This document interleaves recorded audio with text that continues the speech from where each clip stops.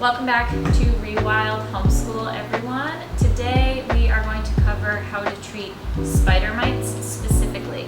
The telltale signs are always going to be that you have webbing in between the leaves. You'll want to flip the leaves over and then you'll see little tiny white pinpricks within that webbing. If it's a really bad infestation, that webbing is going to be really opaque and thick over many parts of the leaves.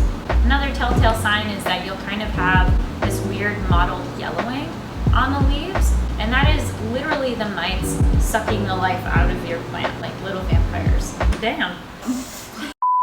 So my plant from my house has spider mites. So I brought it in so we could show you today what that looks like. It's a pretty early infestation. I actually just had to treat my entire house for thrips. If you've been watching our after hours, you will know all about my battle with those. So, insult to injury. Now this plant has spider mites, but we are dealing with it. Since it's such an early infestation, I just mix up some Castile soap in my handy spray bottle. Castile soap is an all-natural soap that is not harmful to runoff in the environment.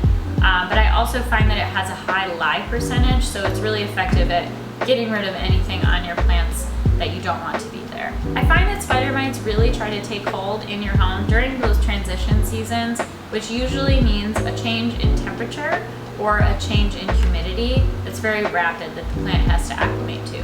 This can also very commonly happen when you first bring a plant home, which is why it's so important to quarantine your plants for at least a few weeks before introducing it to all of the other plants in your home ecosystem. While we typically say not to overwater your plants, as that is a common cause of a lot of houseplant pests, usually what that means is not that overwatering directly causes spider mites. It's not coming from the overwatering necessarily, but overwatering your plants, especially if they're not getting adequate light, is going to make your plant's immune system weaker and make them more susceptible to these pests. Spider mites are a really common houseplant pest that affect almost every plant, given the right conditions. However, some plants are just more susceptible than others. These are going to be plants like ficus or alocasias.